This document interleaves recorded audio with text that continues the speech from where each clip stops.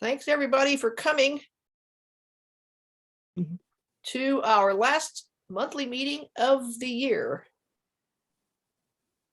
It's member photo night.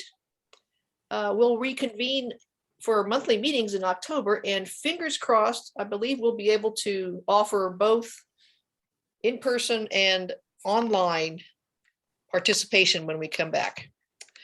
Very briefly, let us acknowledge that we are on the lands of the Coast Salish and other indigenous tribes who have stewarded these lands since time immemorial and are still here. And now, if Mr. Chris Tompkins is ready, we will ask Chris to bring up his program and take us through. All righty. Hi, everybody. So I've got a short slideshow of images that I shot over the last year, and a couple that are from the previous one of some crows catching fish. But just sort of a fun slideshow. I put together some of my favorite slides, and I hope you enjoy it. And most of these images are all from the local area, with the exception of a few from the Bay Area in California when I made a visit down at Thanksgiving. All right, so I will start sharing my screen now. Chris is going to set a standard, which we're all going to have trouble matching. That's right. All righty.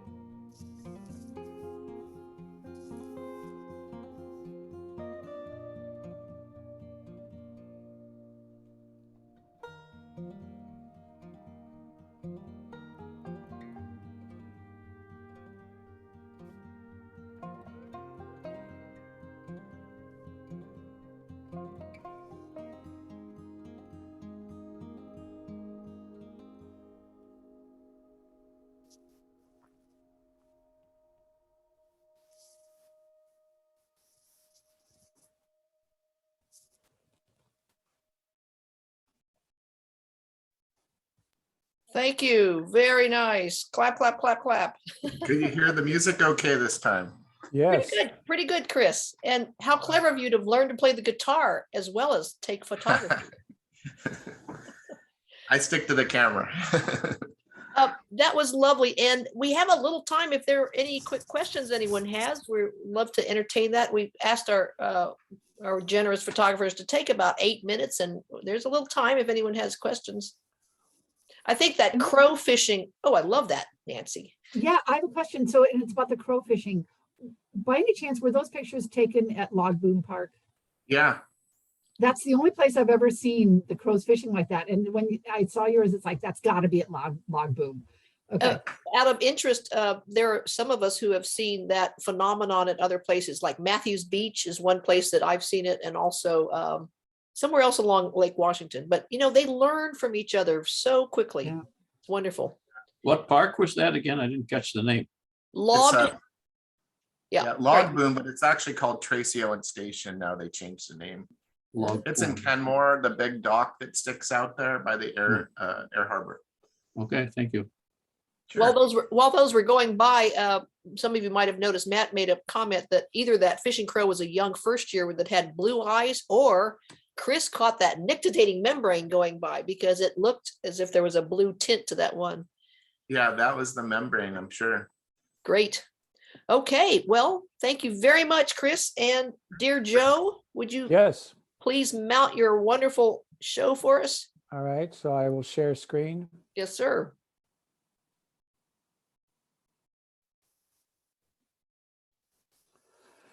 Can you hear me now? We can hear and see exactly what we should be. Most of the photos I'll be sharing tonight are from the local area. They're all from in the last year. And then a few are from a trip I did in April to Arizona, and a few more from a trip I did to Mexico in May. But about a year ago this time, I was at Ronald Bogg Park in Shoreline, watching the Canada geese escort their young across busy Meridian Avenue, because of course the grass is always greener on the other side. And we also saw them coming back, of course. It was nerve-wracking to watch, but as I recall, they all survived. Above Ronald Bogg Park, saw a couple of merlin one day, and they were having a good time up in the air. I don't think they were fighting, they were just practicing their flying skills. Red-tailed hawk was soaring above Ronald Bogg Park.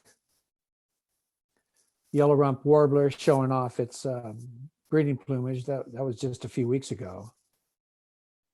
Hooded merganser showing off its fine detail of its magnificent markings as well. Varied thrush at Ronald Bogg, only the second one I had ever seen, and finally one cooperated for the photographer. Then moving on to Richmond Beach Saltwater Park, where I spend most of my time birding and photographing birds these days. It's always fun this time of year to see the interactions between the eagles and the osprey. Cooper's hawk is a familiar raptor at Richmond Beach. In mid-October, it's not unusual to see large flocks of snow geese heading south. It is amazing how high they fly sometimes, because this image is heavily cropped. They were way, way up there. I thank the crows for helping me find my first owl ever at Richmond Beach, a barn owl that was being harassed by the crows during daylight hours.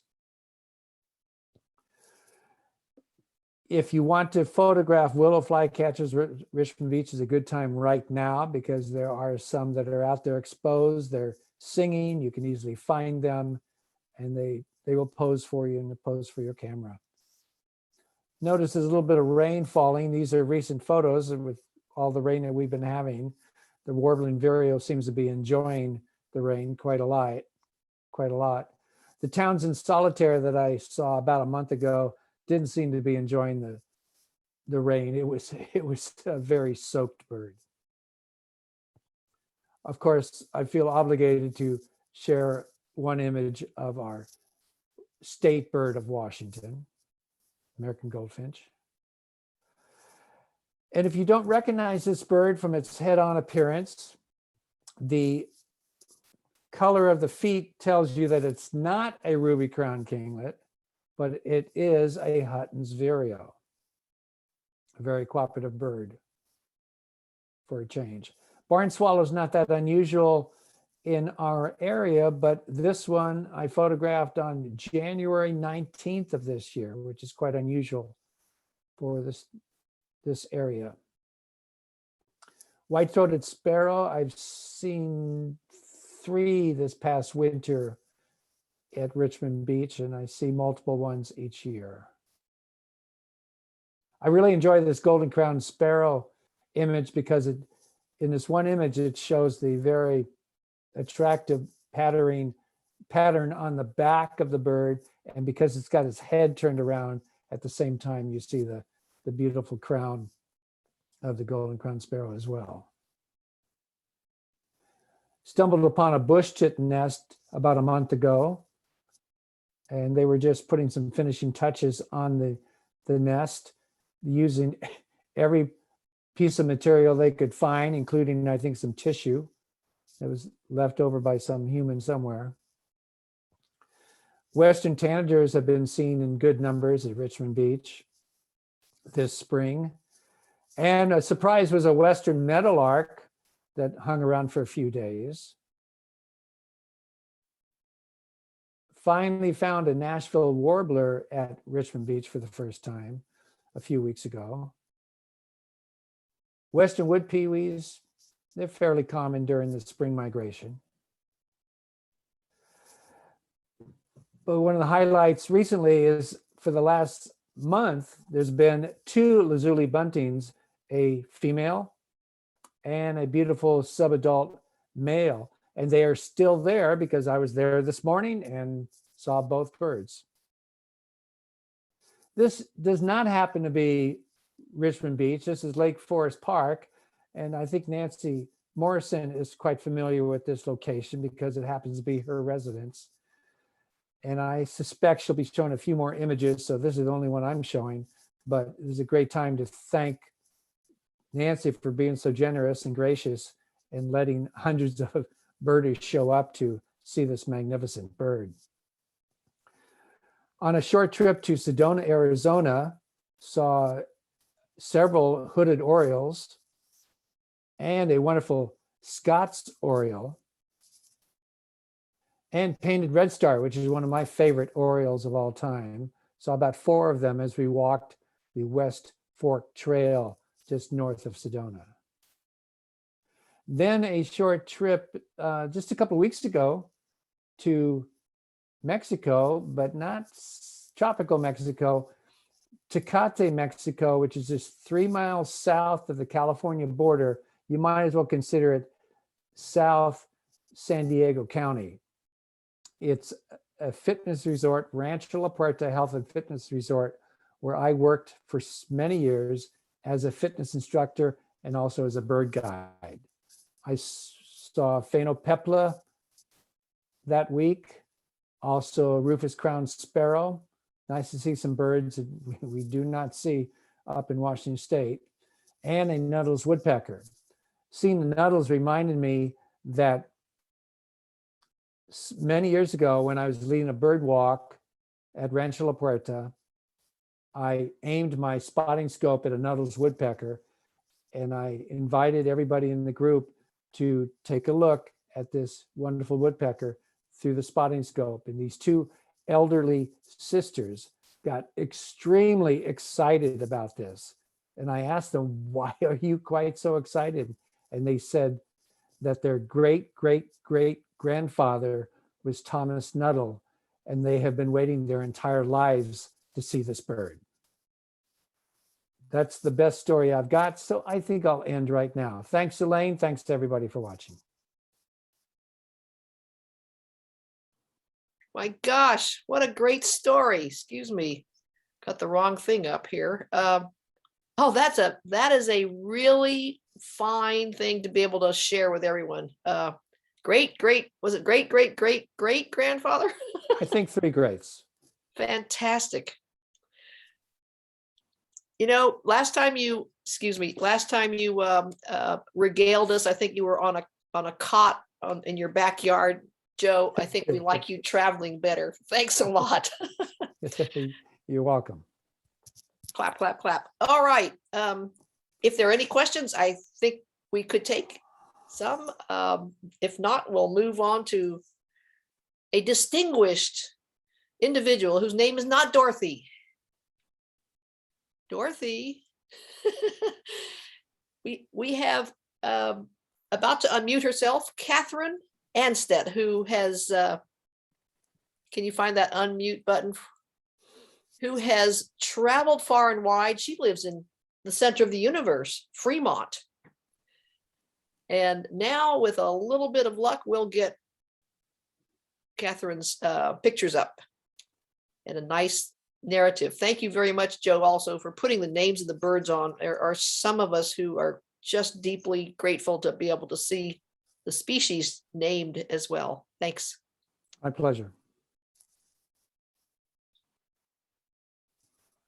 Miss Catherine? Yes.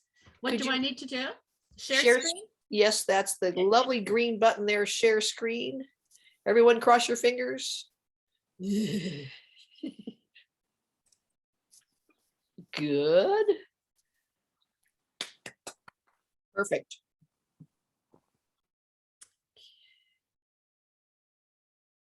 Okay. Okay, so I'm not really a birder like the rest of you. When I go to events, I have to remember to advance my slides. I tend to take pictures of everything except birds, like that adorable little baby. I know that you guys are going to get the pictures of the birds. So I get people. And long before I knew who Elaine was, I was taking her picture.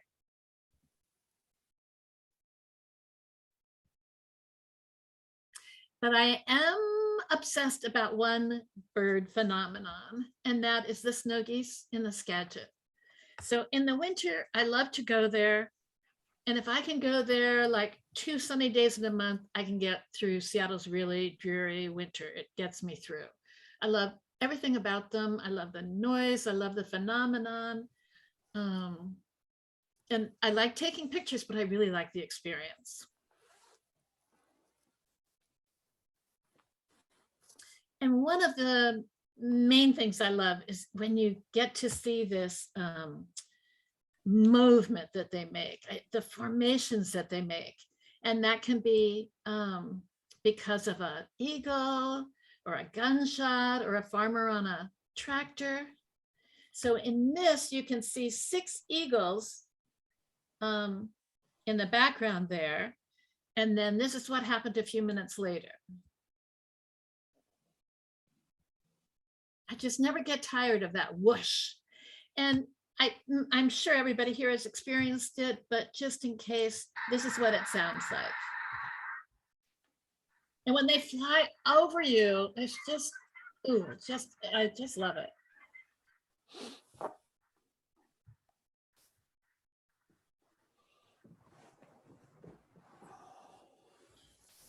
It's fun to photograph them with different backgrounds, like Mount Baker, structures.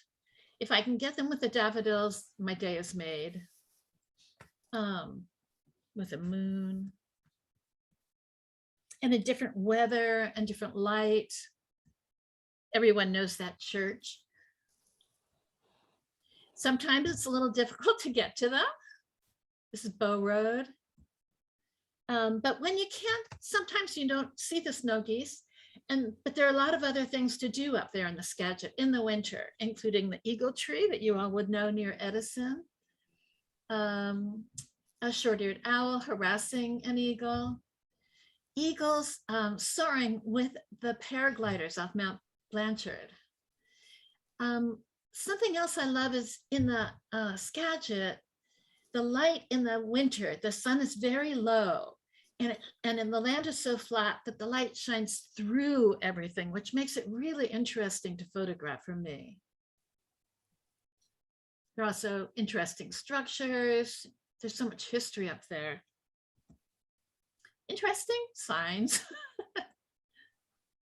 This is where they have the small donkeys, dunlins, swans. The swans love the potato fields. This is Martha Jordan at the Stanwood Snow Goose Festival a little while ago. And I hope they get back to having that festival alive in person again. And I'm so grateful to Martha and everybody else who has worked to preserve the swans up there. This is one of the field trips during that festival.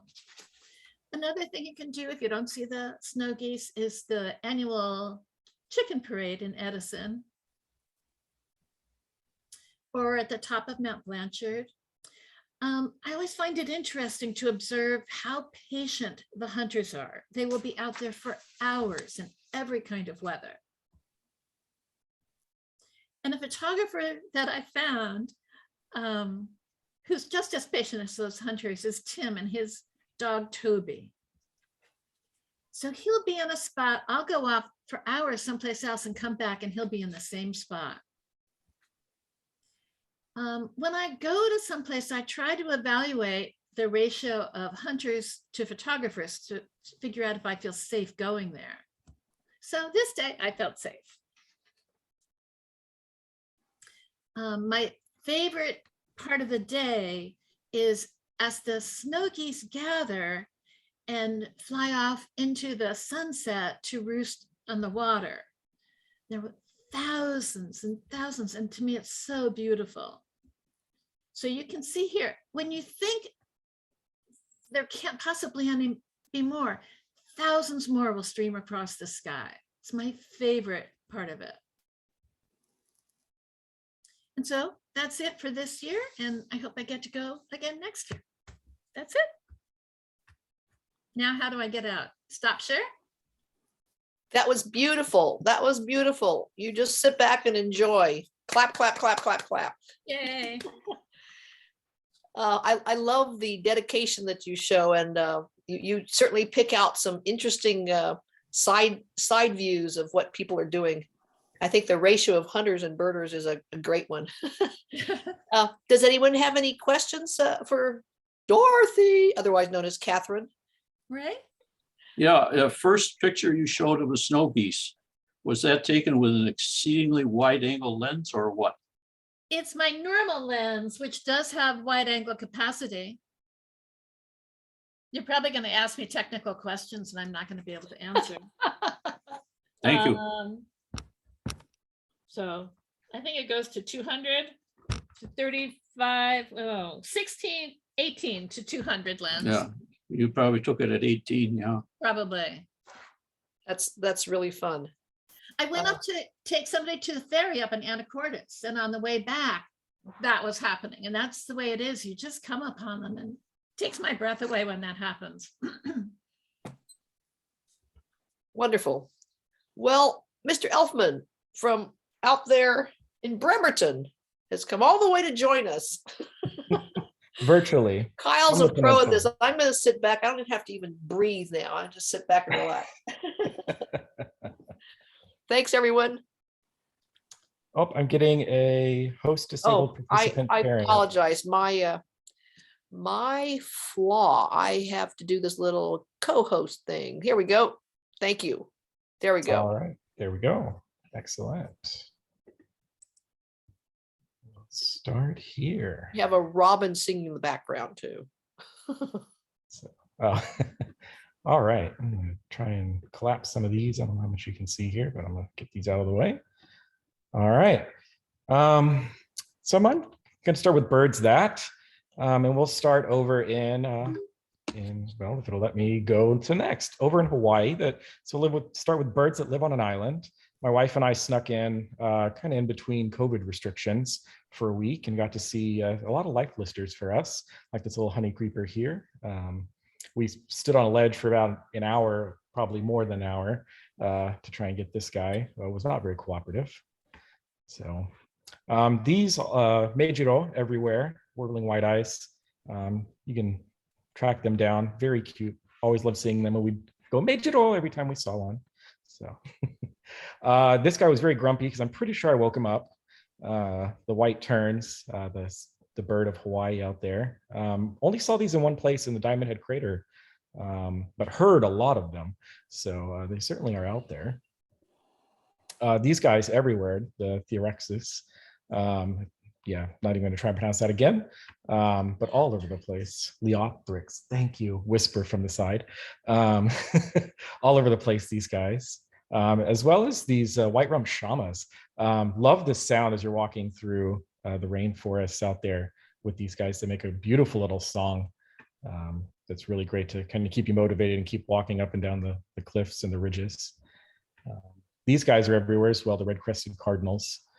This guy was out at one of the points near one of the lighthouses, hanging out in a tree. Give me a really good little look at him. So, and the bulbuls as well. So we have the red vented bulbul here, and oops, I guess I took out the other bulbul. Sorry, thought I had a second bulbul. But the common waxbill, a little sneak peek there. These guys just all over any kind of grassy area you could find. You'd see huge flocks of these, 40, 50 or more, hanging out in the grasses, just kind of feeding on seeds and things. Always great. And then we move on to things that hum. So you can guess what these are going to be, but this is a little ruby-throated hummingbird that I found out while visiting my mother out in Texas, and showing us off their namesake there, that great little ruby throat they have. A buff-breasted hummingbird we found in Colorado. Again, kind of showing us off that beautiful buff breast, and this guy is jacked. I mean, that muscular structure they have there is fantastic, but I guess you have to have that to beat your wings as fast as they do. So this one from our very own front yard, this rufous hummingbird hung out all just spring in our front yard and chased off everything from its feeder. I mean, the chickadees, the towhees, it was chasing away everything from its feeder. It was very territorial. And then this broadtail hummingbird, not giving us the great view of its broadtail, but found this guy as well out in Colorado. So. And then we moved into things that play in the water. This was a life bird for me that I got to see, this least grebe. Had a couple little babies riding on its back. I love when these water birds do that, let their little younglings ride on them like that. It's so cute. And I was grateful to see this. So also another life bird for me was the wood storks I found down in Texas. So hadn't seen these, and they are crazy looking birds, but they're fantastic. So always strange for me to see herons hanging out in trees. It's crazy to go down to the rookeries, like down by the Ballard Locks, and see them all just nesting up in trees. For a water bird that spends so much of its time on the shore, and those feet just don't belong in trees. So the cormorants, I love the emerald eyes of these neotropics. It's absolutely gorgeous. This guy just hung out as I drove by him down in Anahuac, down in Texas, and yeah, not even bothered by my presence. So it wouldn't be one of my presentations without my favorite bird, little black-necked stilt. I love these guys, especially love their call. So this one we found down in California, but I took a trip out to the East Coast, and there were a lot of these stilts, and then especially these avocets. I saw these avocets in flocks of hundreds, probably 500 or more, hanging out. But this one again was in California. Just did a beautiful flyby of us as we were sitting on a lake there in the Don Edwards Wildlife Refuge. It's an absolutely gorgeous bird. Then we'll move on to things that peck. We had this hairy woodpecker. It was the first time we seen this, one of the yard birds we got. He flew up and hung onto this tree out in our front yard for a little while. Just kind of hung out and checked us out. This downy woodpecker is pretty reliable if you find yourself up at Wiley. He seems to always be hanging out in the brush there about 50 meters up from the parking lot. And I think every time we've been out to Wiley, we've seen this guy out there. So yeah, really beautiful little bird. This is a very cooperative sapsucker that we ran into at the Thaler Wetlands. we saw it fly in, and it hung around on this tree for a good solid 5 minutes, and didn't do any pecking or anything, just kind of hung there like this and stared at us. So it was, so very grateful for that. Red-bellied woodpecker I ran into on a work trip out in Pennsylvania. So I figure if work is gonna pay for me for free to go fly somewhere, I might as well do some birding while I'm out there. So got to see this guy hanging out in a tree out in Pennsylvania. So, and this was one of my very good looks at a Lewis's woodpecker. I'd seen him before, but never gotten a good look like this. And this guy, as you can see, he has just torn up the bark here on this tree. Just gone to town on it. But yeah, I love the coloring on these guys, and they're just absolutely gorgeous little woodpeckers. So I say little, they're pretty large, but yeah. So we move into things that catch flies. This Pacific slope flycatcher here, hanging out on our strawberry planter, has been sitting outside as we were all working from home, he's been sitting outside my window all day doing his call. And I have to keep explaining to my coworkers what that is in the background, because like, just don't worry, it's a flycatcher. He'll get bored, but he never does. Morning to evening, he's just out there calling. So this barn swallow out at McNary, pretty common, but just he was pretty cooperative. Landed on this little chaff here and gave me a little shoulder over the shoulder graduation photo, which is nice of him. So yeah, Black Phoebe, kind of a random time of year that I got him out here at the Green River Natural Area out there towards Kent. But got this giant glasswing dragonfly, and I actually saw him catch it in midair. And if I was a better photographer, I would have gotten the midair shot. But unfortunately, I didn't get him until he landed. But still, just beautiful bird. Says Phoebe out at Oak Creek in Yakima out there. Another very cooperative bird hanging out on some wire. And an ash-throated flycatcher, not the one that was in West Seattle a couple of years ago, but another one out at Oak Creek. I love that he's got his crest up there and checking me out, certainly. And then the birds that are plotting to kill you. So as you can see, this loggerhead shrike is up to no good. He is definitely plotting to be up to no good. So I'm not sure what this group-bill Annie is planning to do with this pebble, but you can be guaranteed nothing good. I'm sure he's up to something evil with that. This was a trip I was fortunate to take back in August down in Rosca de la Palma, down in Texas, which is a great little place to go see some really interesting birds. So this crested caracara definitely tried to kill me as I am cruising through Laguna Tosca. He flew probably no more than about 2 feet in front of my car. I'm glad I was only doing about 3 miles an hour, but flew right up over the front, right up over the sunroof, and then landed in the tree next to me here and just stared at me indignantly, like I'd done him some kind of wrong. But yeah, he definitely tried to kill me. So, and this Mississippi kite I saw when I was visiting my sister out in Arkansas. Again, taking a trip, always a good time to go do some birding. But this guy out at Hollow Bend Wildlife Refuge in Arkansas, this beautiful juvenile kite out there that hung out on this tree and did some stretching, and yeah, it's a beautiful bird. So, and one more little bonus bird, this black-headed grosbeak. This is my last photo that I took when my wife and I were coming back through Clayle on the other day. Landed right next to the car and hung out on this branch. You usually see these guys hanging out on the tops of trees, so it's nice to have one so close. And I'm sure like us, you guys have heard them singing from morning to night for the last couple of weeks now. But yeah, I think that's all I have. So thank you guys. Fantastic. Oh my gosh. Thank you. Thank you. Kyle, you know, the combination of your fantastic photos and your peripatetic nature, I mean, you've just gone everywhere. Wonderful.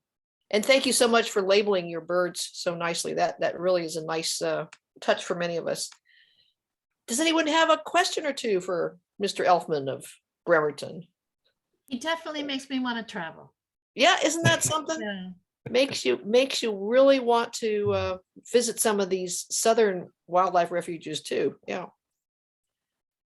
Okay. I just want to remind us all, remind us that, gosh, in the good old days, we would have been sitting at Center for Urban Horticulture enjoying bigger pictures of these wonderful birds, perhaps, and you wonderful photographers would be hearing some oohs and ahs. I mean, I'm sorry that we've all gotten used to kind of doing these performances like we're in our closets or something. Just assuming there's some people out there that are enjoying it, and I assure you that is the case. And I'm sorry my slides keep doing what I asked them to do. All right, I believe it is time for something a little more special in the way of honoring an individual. And I'm sorry if I embarrass you a little bit, Nancy, but Nancy Morrison brought some of the best habits and generosity forward this winter. what season are we in? So kind of winter, spring, when a specific bird visited and decided that this is where she wanted to stay. Nancy, please take your time, share Okay. screen when you're ready. All right, let's see how this goes. And, all right, remind me how I get, all right, wait. That's it. And There you full go. screen. Beautiful. Yay. Beautiful. Okay. Hi, everyone. Many of you know me already. You have a life list that you follow. And just so you all know, I am not a serious birder. I don't keep a life list. I don't go out with my binoculars and go birding. I'm more of a photographer, and I specialize in photographing from a kayak. So I work more with the water birds, the green herons, and Virginia rail, stuff like that. So the backyard birds are not my specialty. And I was completely thrown off when this guy showed up in my backyard. I had no idea what it was, but the last thing I ever thought was that it was something unusual. And so I took this photograph through my kitchen window on a rainy day from 40 yards away. I had just purchased the Sony A1 just a few days earlier, hadn't even set it up yet. I don't know what settings I had for this, what focusing mode, but I threw it up on Facebook onto Pacific Northwest Birders and asked, does anybody know what this bird is? And there were the usual, it's a finch, it's, whatever.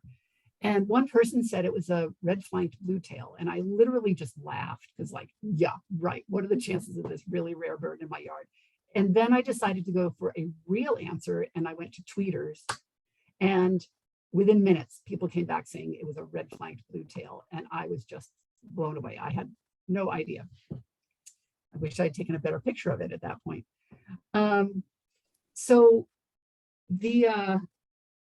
I started getting emails from people asking if they could come to my yard to see this bird. And I got one from Ryan Merrill and Connie Seidels, and I agreed to have both of them come to my backyard. Ryan showed up almost immediately and wasn't able to see the bird that afternoon. But the next day he was in my yard before sunrise and was the first one to get a really good sighting of the bird. And Connie didn't show up until later. And by the time she showed up was when the flocks of the birders had shown up. And something that I didn't anticipate, that first day, I stepped out my front door and there were all these birders out in front of my house. And I was completely unprepared for this, because what I didn't know is that people could Google my address and then post my address on the rare birding sites. And I don't have a solution for this, but it's really intimidating to suddenly have all these people coming to your house knowing that your address is public. That freaked me out a little bit.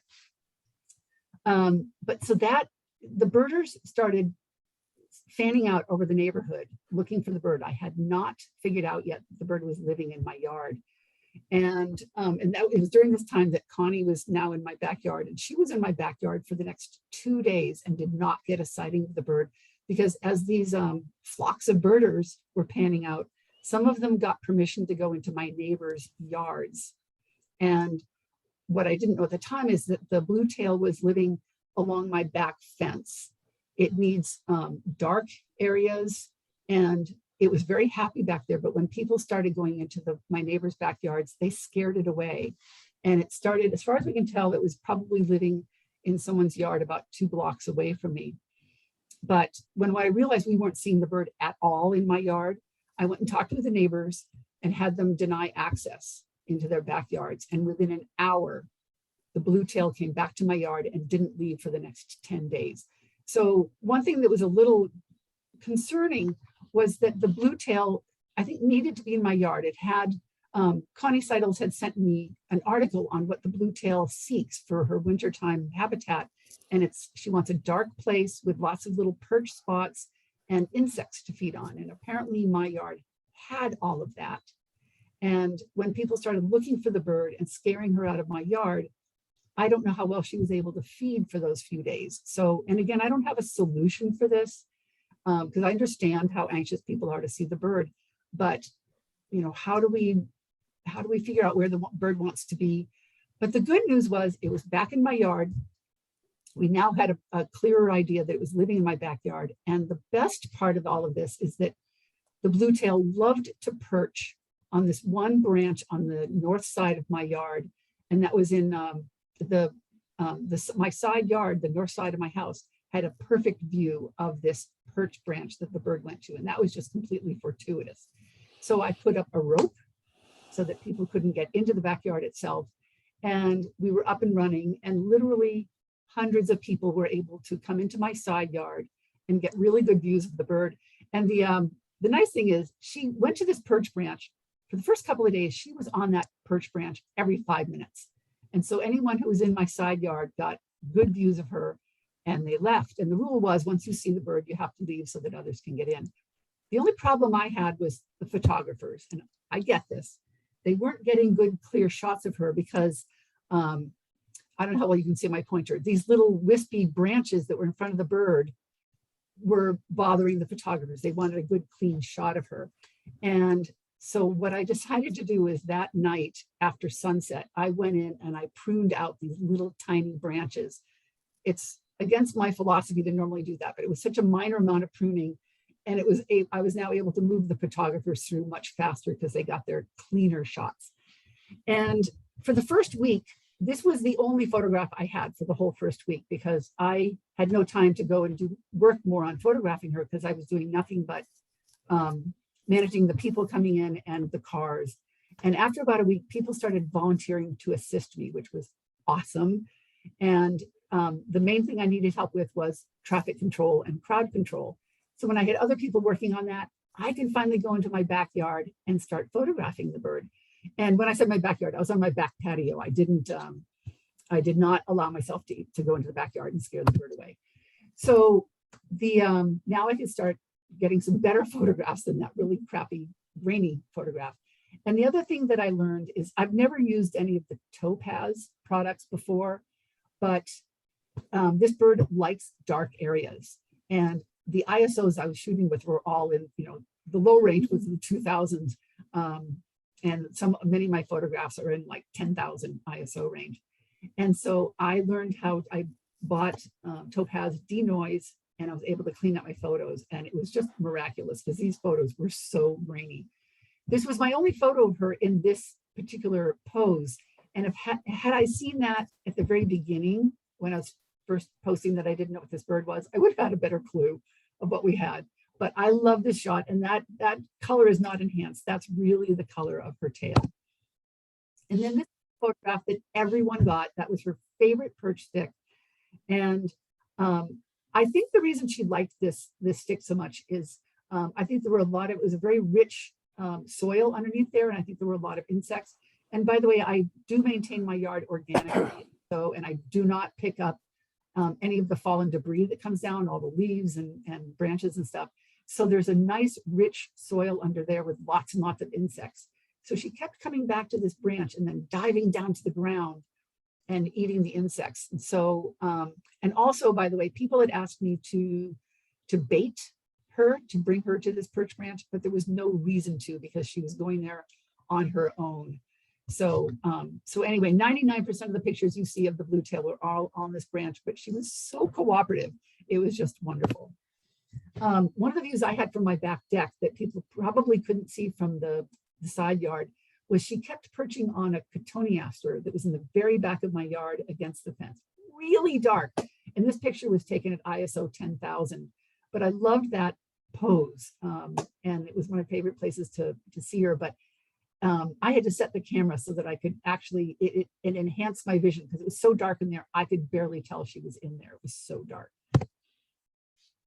the very last day that she was there, I had been hearing from other people that the blue-tail would go into my bird bath, and I had yet to witness it. And the very last day she was there, I had an hour that I was able to sit out on my back deck, and she had jumped into the bird bath for just a second and then jumped onto the stick and did her little wiggle waggle of the tail. It was so cute. The blue tail was flying all over the place. But then she jumped right back into the bird bath. And she was in there for 5 minutes. She took this long, luxurious bath. And this was her final day there. She migrated that night. And I swear she was like prettying herself up for her travels. And I had taken probably 100 stills at this point. So then I switched over to video. And this was a still that I extracted out of the video. And since this was the last view I got of this bird as she was flying out of the bird bath. And I love this because it sort of epitomizes my whole feeling about this. It was almost like a dreamlike state that for this whole time the bird was here. It was just such an amazing experience. And here's this ethereal view of this bird flying out of my bird bath. So that is what I'm going to end you with. And thank you everyone for being so incredibly cooperative for making this a really good experience for me. Oh, Nancy, you're the one who's to be thanked. You're the one to be thanked. We're just going to leave that picture sitting right there. I don't know if anyone would dare ask a question. I'm just sitting here in awe of everything that you showed us. And, you know, they're fun questions to think about whether this was really a female or not. But I think after saying he for the last gazillion millennia when we didn't know, I think we should say she, even if it might be a young male. So she. Yeah, I don't think many of us know much about their natural history. When do they, if it is a male, when would it be getting its breeding plumage? You know, we don't know. We have to ask some European colleagues, perhaps. Matt might be able to tell us, but it's sort of like when the snowy owl was here. You just said, we're just going to say she because we can. Well, there's more than a 50% chance this was a female. So I think we're pretty safe saying she. Excellent. Well, on that wonderful note, dear Dick Holcomb, at your leisure, would you please pick up your baton and poke it at that share screen? All right. Can you see it? Yes, sir. We have your Chicago. Yeah. Well, these are all from Washington State, and they were all taken since the last members photo night, which was about a year ago, within a day or two. And this was taken a day or two after the members photo night, and I did a lot of trips to Sleeping Lady Resort over in Leavenworth to try to find a white-headed woodpecker, but I couldn't pass up a chance to take a picture of the California quail, which was also singing at the time. So that was a nice opportunity. And then on the way back, I stopped by the railroad ponds in Cle Elum and finally got a good picture of a pygmy nuthatch, which I was very pleased with. Here's got some sort of larva of some sort. And I think it was on one of the usual 2 trees that pygmy nuthatches are always on. And then just down the road, I came across a warbling vireo in its nest. And I had no idea that warbling vireos had dot matrix printers in their nest. And but this one found some paper and included it in its nest. And I went back a couple weeks later and it was still there. And then my next trip to Sleeping Lady, I finally got my white-headed woodpecker. It had nested in a ponderosa pine in the horse area. So it was a good ways away, but I did get a decent picture of it, and I'm pretty pleased with that. And then in the meantime, I'm making trips to Magnuson Park, where I took this picture of a common yellow throat with a dragon, with what looks like a dragonfly in its mouth. And also that day at Magnuson Park, we found a lazuli bunting singing away at the top of a tree. It took a long time to find out where it actually was, but when we did, it was a young male, and he posed for a nice shot. And then on another trip over the mountains, we stopped by to see the Costas hummingbird, which apparently is back this year. and a male at the top of the tree. The lighting was never very good, but you can at least see that this is not the usual hummingbird that we get around here. It was very exciting to be able to get some pictures of this. And as Nancy has been so generous with her yard, this guy who is hosting this hummingbird was also extremely generous, and he had chairs set up and invited us down his driveway, and it was very, very fortunate. This one was a life bird for me, and I was just so excited to see that just outside of Ellensburg. And then back at the railroad ponds, there was a singing house wren just right next to the path that we were on, just singing his heart out. And he also stood very still for photographs. And then next time over the mountains, we ended up at the ginkgo petrified forest, where a black-throated sparrow had been spotted. This was my second trip looking for it. This would also be a life bird, and we got some good pictures of that up near the visitor center, or relatively near the visitor center. And this trip I was on my own, and I decided, well, I'm just going to keep on going and see what else I can find. There's parts of Washington that I didn't know about, so I just kept on driving. In Ephrata, I found a burrowing owl on a telephone line. This was reported, by the way, in eBird, so it wasn't totally random that I found these things. And then just west of Odessa, I found a ferruginous hawk that flew right by my car. It looks like it perhaps had eaten a little bit recently, and then it stopped on a nearby telephone pole and gave a very majestic look, chest out, and got a good picture of the ferruginous. Another trip over there was a really hot day, and I went to Potholes State Park, and there was this eastern kingbird who clearly was hot and not very comfortable. But again, I was able to get a nice picture of it. And western wood peewees, yeah, that's right. Western wood peewees were all over the place, singing away in the trees in the Potholes area. And then back at the railroad ponds, I had heard great catbirds there before, but I hadn't gotten a good picture of it. So I went back one more time and found 2 or 3 catbirds, and at least one of them was cooperative and made a good pose.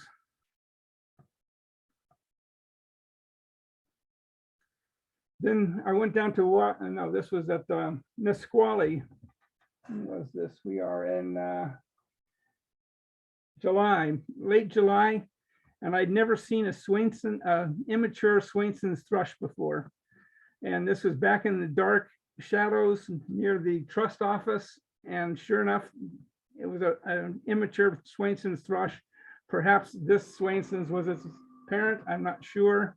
Not even sure this was in the same area, but it was still at Nisqually. And getting good pictures of Swainson's thrushes has proven to be difficult as I've tried over the years. In late August, we took a puffin cruise from Anacortes down to Smith Island, which was about an hour south of Anacortes.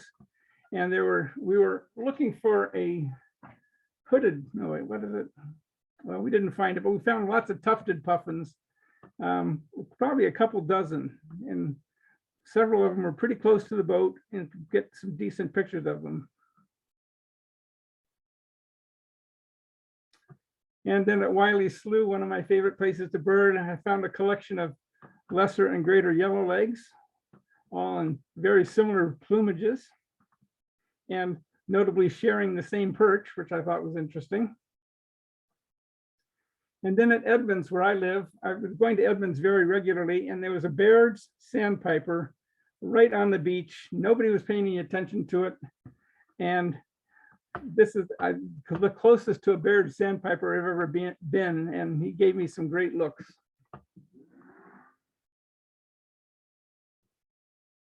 And then, of course, the brown creeper. I don't remember where I was when I took this. I was in Montlake Phil. And I've had trouble getting good pictures of brown creepers because they're always moving and it's always dark, but I finally got a good shot of one of those. And then back at Edmonds Pier, we had Bonaparte's gulls by the pier for quite a bit last year.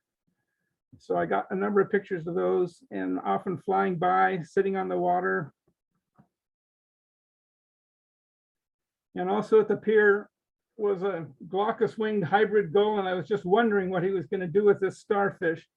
Looked a little big to be eaten. I don't even know how they would eat it, but he had it and he was going to figure out what to do with it. And then back at Mont Lake Phil, an eagle flew by, and this time he had a fish.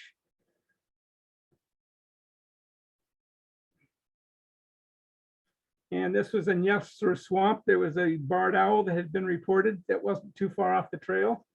I got good looks of that and several good pictures. And then I was checking out ID Road to see what they had done there. And at the very end of the path, there were two eagles posed perfectly for this shot.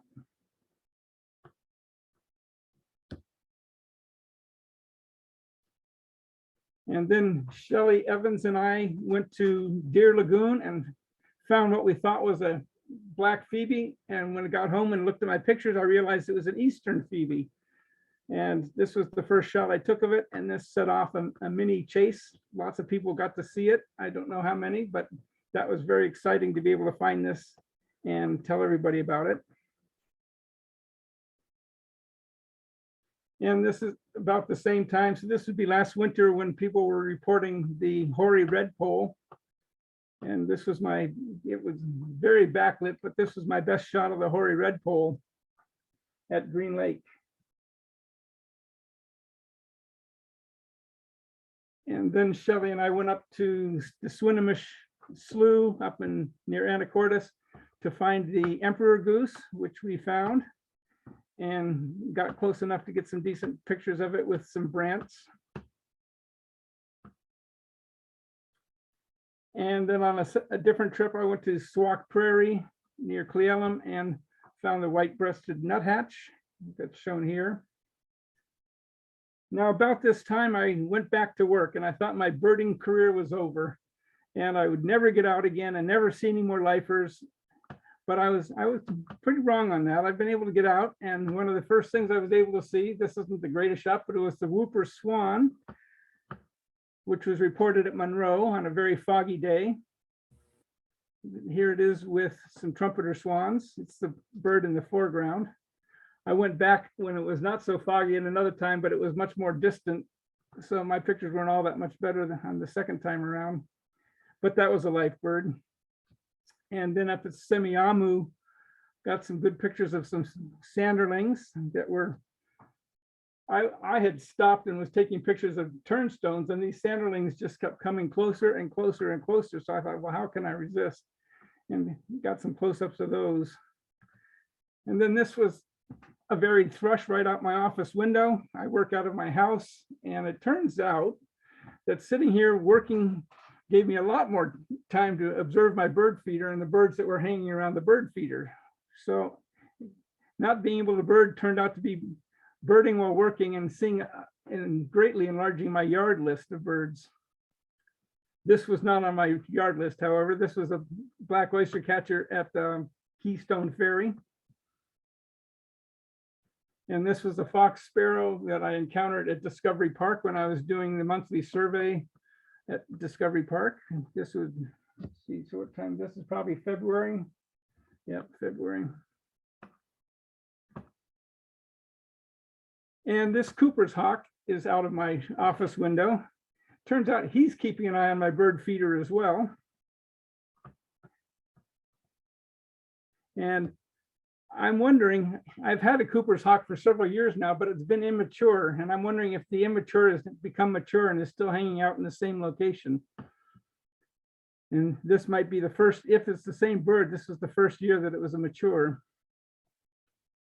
And thanks to Nancy, this is my shot of the red-flanked bluetail on its favorite perch.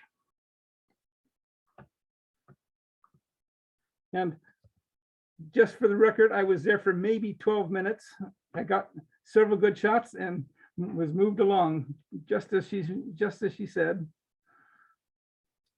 And then back at Wiley Slough, The black phoebe is still there. And in this particular case, he was keeping an eye on what was going on overhead and sat there for a nice sharp shot. And there were at least 2 great blue heron nests being built at this time. This was back in April, just when Tweeters was saying there's no more blue herons at Wiley Slough. I went up there to see if there were no blue herons, and as I say, there were 2 sets of, well, at least probably 3 sets building nests, and this one was very close to the trail. Another yard bird. This was a Steller's jay on top of one of my feeders.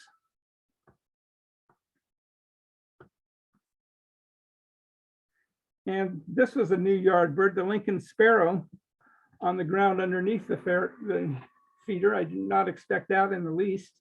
And it was very closely followed or preceded by a Savannah sparrow, which I also did not expect. I didn't think I had the habitat for those. This is during migration now. This was on the Brady Loop up near Ocean Shores, actually near Westport. I found a chipping sparrow way in the back, and next to the chipping sparrow was a Savannah sparrow eating a dandelion. And that same trip, I had some good views of a semi-palmated plover. And at the time I was thinking, how would I ever tell a semi-palmated plover from a common ring plover? And this picture gave me a chance to have a good look at the eye ring, which is one of the keys in distinguishing between the two. And some good shots of Western sandpipers. We had it at Bottle Beach. It was a very good tide and lots of birds. We had red knots and all the usual birds, and they came in pretty close, which is always, it's always one of those forces of nature that's always very exciting. And then my last photo and my last yard bird was a hermit thrush that was just outside my window and stayed for a few days. So that's where I'm going to end. And thank you for watching. Thank you, Dick. I'm very glad to know that when you can no longer run around like you always do, you'll be able to sit in your office window seat, enjoy quite a variety of birds. Excellent. Well, we do not have time for questions. I'm sorry, my little slide here is wrong, but everyone, thank you for sticking with us. We have now Qinglin Ma. You ready, Qinglin? If you can press your unmute button, we'll be able to hear you, and then just find that share screen button at the bottom, that green go sign. All righty. I clicked on it. Okay, share. See if it's going to come up. Did it Yep, come up? it's up. It might be possible for you to make it, oh, you just made it go away. Okay. somehow. Here we go.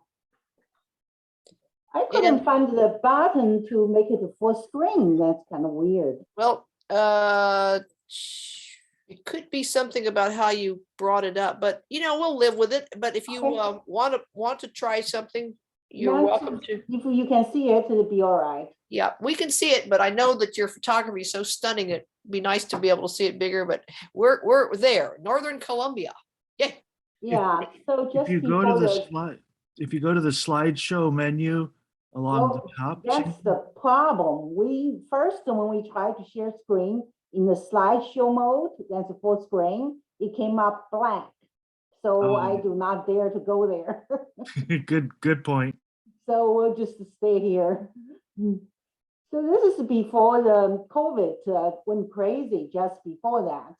2020, January 31st to March 10th, I went to Columbia. This is just the Northern Columbia. So I did a loop from Bogota to Medellin, then Barranquilla, then Cartagena, then Santa Marta, then Minca. Then I went to visit the national park, then went to Rio Arce, then back to Bogota, then come back home, 6 weeks. So I went primarily for birding. I registered for a Spanish school in Bogota for 2 weeks. So I visited many museums, markets, restaurants, I want to meet Colombians, so I stayed with 10 Colombian host families to force me to speak Spanish. Most of them do not speak English at all. And I took 3 domestic flights to save time. So mostly I birded alone using eBird hotspots, but I hired local guides a few times. I saw many rare and beautiful birds. For the 6 weeks there, actually birding for 4 weeks maybe, 277 species, 124 lifers. I felt safe the whole trip, and I overwhelmed by the kindness, friendliness, and helpfulness of Colombians, including the policemen, and want to thank the conservation by local people. So follow me, well, just by location. Elaine, this might be longer than 8 minutes because I didn't know there's a time limit. Just tell me to stop, okay? Okay, So Bogota, there I spent 2 weeks, but it's a desert for birds. Only 3 kinds of birds there, not lots of pigeons on the main square, grackles, and great thrush. All those just 3 kinds of birds. This is a Spanish school I went. I rented an apartment nearby, so just walk to school. Lots of markets, local markets I enjoyed. But near Bogota, there are 2 spots, really nice. I just took a public transportation there a couple of times. This is the Parque Florida. There's a tropical kingbird and bare-faced ibis because it's a wetland. And I got another park called Parque Chicaque. It's a pale-aged flycatcher and a rufous sparrow. The spot flag, the gardenwood is local specialty there. I hired an ornithologist. You can hire them online from the park website. And I enjoyed many Colombians.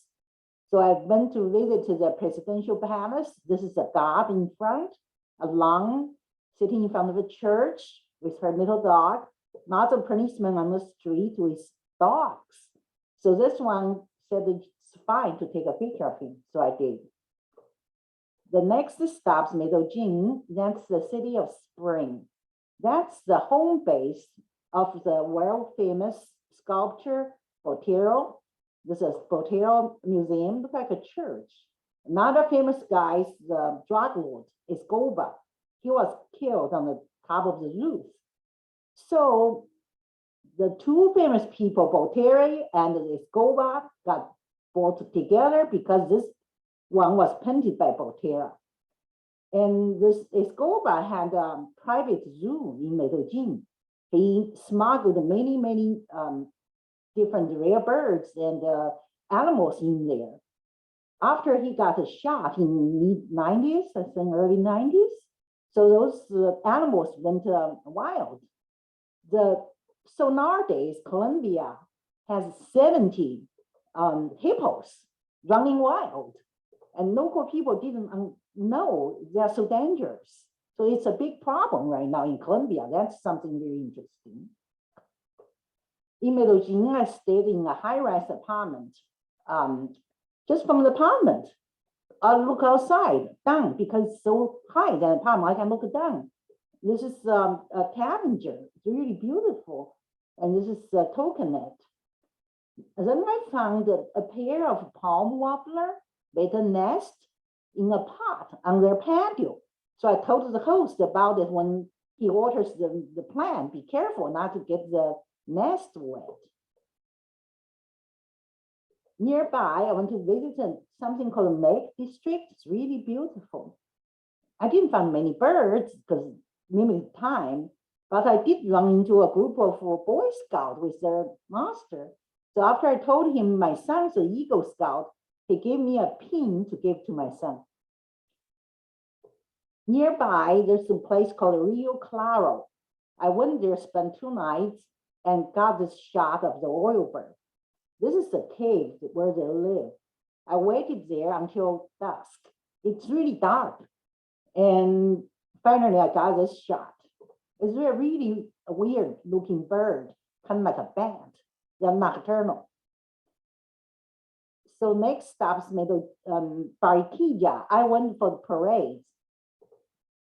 And then I did get this brownstone to parakeet. From there, I went to Cartagena. That's colonial city and very European feeling. Interesting enough, I found those little tamarins living in a park in the center of the city. There are different kinds, cotton-top white-handed, and there's three-toed sloths with a baby sleeping in a tree in the park. From there, I continued travel to Santa Marta. It's a really lovely little town. That's where Simon Beauvoir lived for many years. After he died, his body was entombed here for many years before he was transported back to Minnesota.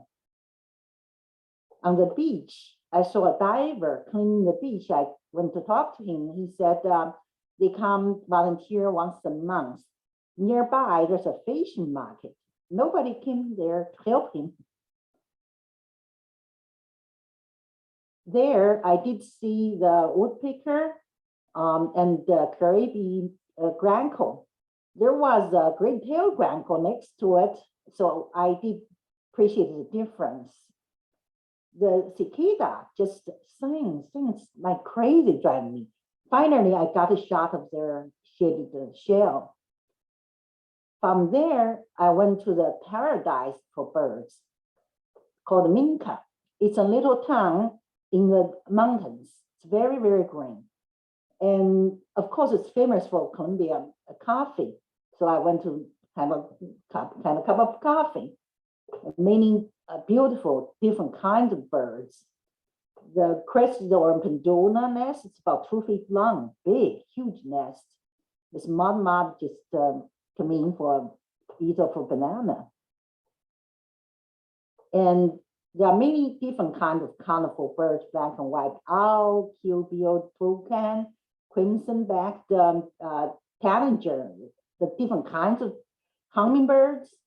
This is a bay-headed tanager. And there are some endemics, Santa Marta woodstock and Santa Marta brushfinch. Fortunately, I had the chance to see them. The black-chested jay, normally just colorless, really, but this one happened to be in good position, so I was able to get his purple color on the face. Then I encountered this very special bird. I never had this experience. By chance, I hired this guy. He's the brother of my host. He's a motorcyclist to take me up the mountain to visit Dorado Lodge and the famous birding lodge. I just wanted to spend the day, so I hired a motorcycle to take me up there.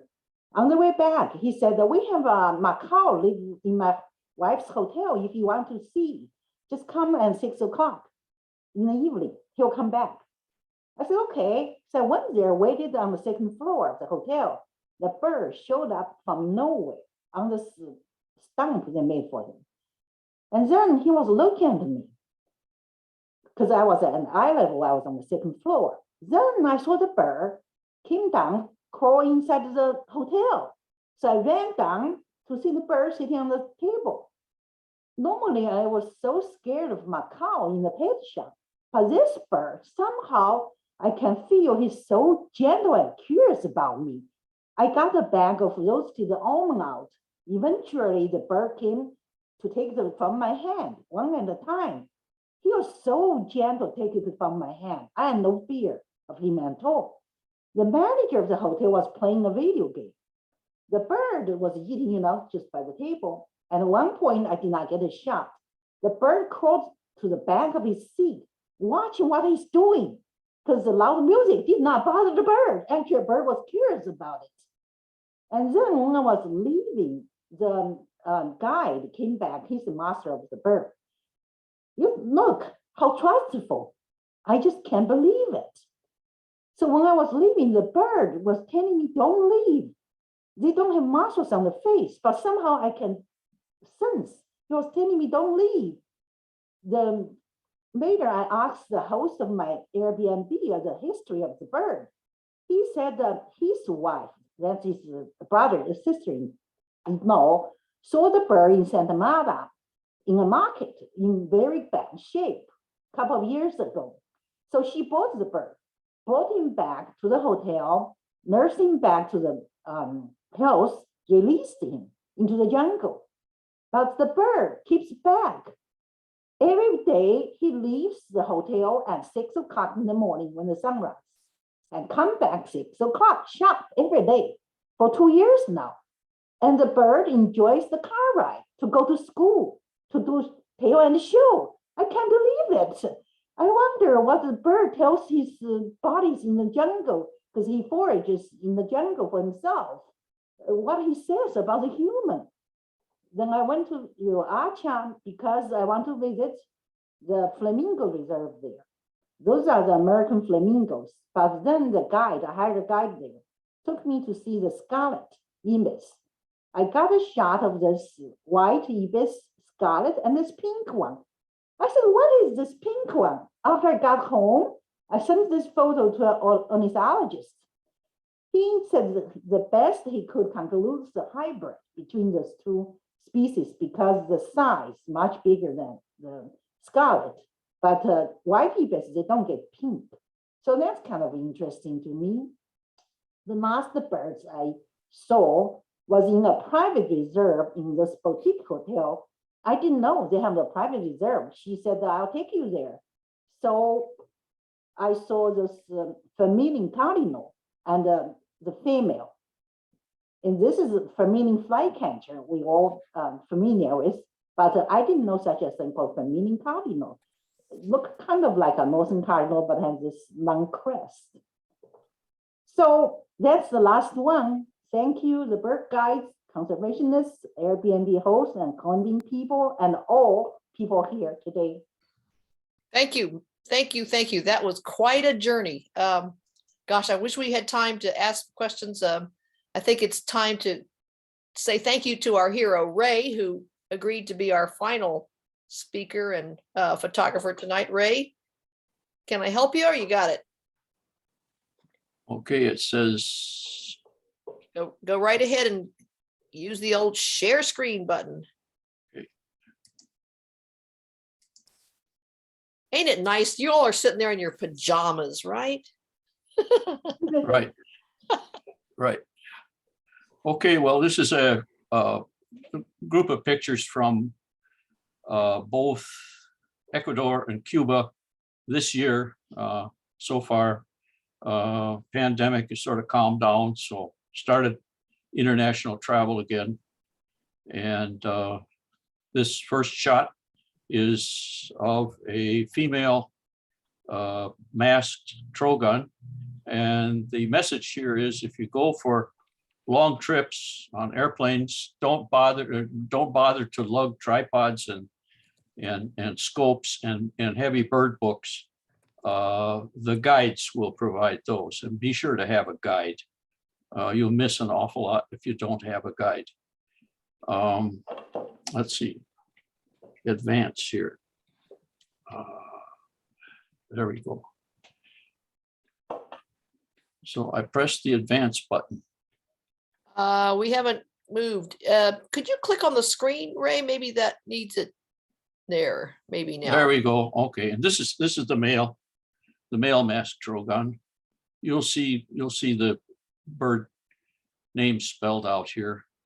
In such places you expect to see these gaudy birds like the trogons and this yellow-throated toucan and the mini-banded aracari.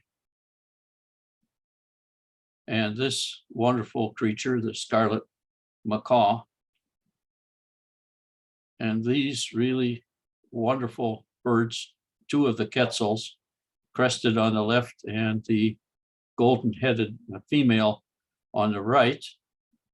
But this is the bird that takes the prize for my birding this year so far. It's the smallest bird in the world. bee hummingbird. It's in Cuba. It's 2.2 inches long.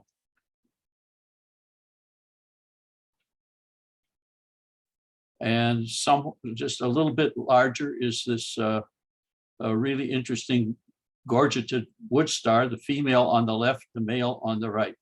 It's 2.7 inches long. And you have to realize that the body is really small, because in that 2.7 inches is included the beak, of course. Another small bird, really colorful, really interesting, is the toady, the Cuban toady in this case.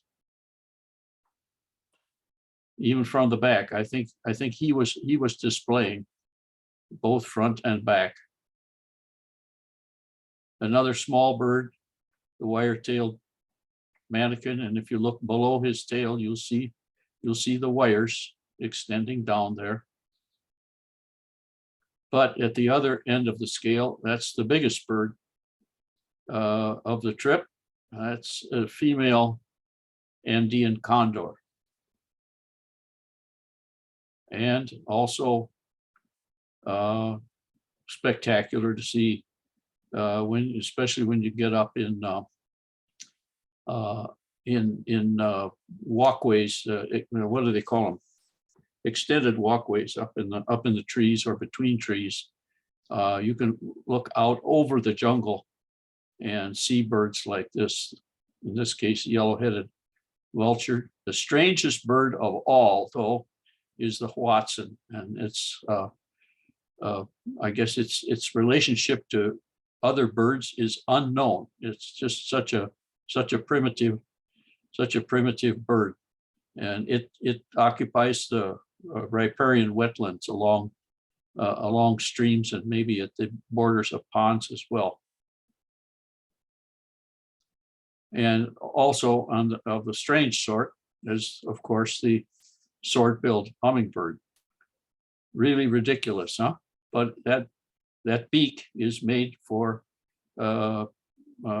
protruding into certain flowers that it's adapted to. And this is the rarest bird, or the most rarely seen bird. It may not be tremendously rare, but it's a skulker, and it hangs out in dense foliage and so on. This is the zigzag heron, named zigzag because of the pattern on its feathers there along the sides of its wings, a zigzag pattern. And unfortunately, this is taken with the guide's flash early in the morning. His big light that he uses to find the birds. And of course, then you have to have a magic wand and place that strand and shadow behind the bird. Or if you're really good at using the wand, get rid of it altogether. There's the best picture, of course. And then another wonderful bird of South America, in this case, Ecuador, is the cock of the rock, in this case, the Andean cock of the rock. And these are two males. You get a front view and a back view there of them in a very nice setting. And usually people are showing pictures of the male cock of the rock. They don't bother with this one. That's the female. Yeah. I don't know if any of you had ever seen a picture of a female before. People maybe don't bother with it, but that's what they're like, which still has this a lesser bulge above the beak there. And then we have these fun photographs like this Cuban pygmy owl with his breakfast. Very, very small bird. You can think of our pygmy owl here. They're probably the same size as ours. And there are parakeets having fun, tusky-headed parakeets in Ecuador. The pygmy owl was from Cuba. And there's a Cuban trogon, for colorful birds. That's in that bunch. And one of my favorites there, the Cuban parrot. And then if you have that parrot eat the foliage around it, there, it's a much better shot, isn't it? Huh? What they call Caribbean flamingos. I don't know if that's really different than American flamingo, but that was in Ecuador. No, that was in Cuba. That was in Cuba, Caribbean after all. And then this is, well, nice brown pelican. What fascinated me was the colors of water in the estuaries there in Cuba. Just many colors of the water. The dark color is shadow from clouds. The crested caracara, we saw somebody else's, and this is one perched in a tree and then flying away. And this is still called the American kestrel, but it's the Cuban form. It is much lighter in color, and I suppose they'll split it someday. And here's a red-legged thrush. Looks like just a very gaudy robin. And cuckoos, mangrove cuckoo on the left and a great lizard cuckoo on the right. And how different the bill of the lizard cuckoo is. Not very cuckoo-like really, but it's in the group. Then there are various wood creepers in Ecuador. This is the olive-backed on a tree that was interesting and flying away. And I've, in various places in South America, I've taken pictures of red-legged honey creepers for years, and never realized that they had this showy underwing till this one sat there and he was cleaning under his wing, and got to see that display. Then hummingbirds, many kinds of hummingbirds. I'll just show a few here. This is the golden-tailed sapphire, the booted racket-tail, and a really spectacular long-tailed sylph. That's an amazing bird. The Napo saberwing, Napo named after the area or the river in Ecuador. That's a large hummingbird. And sparkling violet ear in different lighting. Look at the difference there. And this is a lazuli saberwing doing acrobatics. And this is probably the most spectacular of the hummingbirds in Ecuador and in several ways. Gould's jewel front. The front refers to the purple above the bill. That's the front. I don't know why they didn't name it after the much more spectacular orange breast. And this is a wire-tailed, a wire-crested thorn tail, wired on both ends, you might say. And I really liked this whistling duck, the beautiful earth colors. Look at that. Then, as a bonus, when you're there in the winter or early spring, you get the birds that we have here in the United States. In this case, black Burnian warbler, which we see in my home state of Wisconsin. And lastly, summer tanager. So thank you very much. Bravo, bravo. My gosh, will you stamp my passport now, please? Oh, well, get your COVID papers in order. That's the nightmare of traveling now. Well, it's just mind-boggling how you all have put together through this. I mean, 12 months, you're right. The last time we had a members photo night, this great concoction, this wonderful trip to many places. And I'm just so grateful to you all. If anyone has any questions of any of the particular photographers, we would certainly entertain them. And Ray, I'm glad you got to say something about Wisconsin, but you didn't see any trout down there, eh? No, no way. I'm curious, Ray, the primitive bird, the Watson, Yeah. did it have an interesting call? Oh, no, I sure didn't hear it. It sort of hisses. Oh, Yeah, it's a not a very well developed call. The ones I heard, they would sort of hiss, and you could get really close to them. We were in canoes, yeah, in a stream, often in this canoe, and we go right under them, yeah, and they just sit there and look at us, yeah. I've got tons of pictures of them. They certainly are bizarre looking. Yeah. Gosh, well, we can sit, enjoy chatting with each other. Those who might be getting a little naughty can just slip off to their bedrooms. We got about 20 people still enjoying the other 5 or 6 photographers that shared their wonderful work.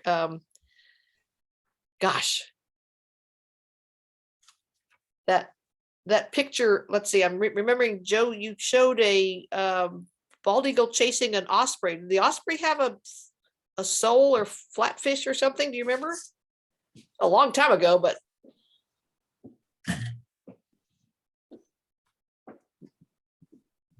it's reminding me of that picture you took of a osprey flying by with a gorgeous salmon last year, 2 years ago, some year of the pandemic, I can't remember.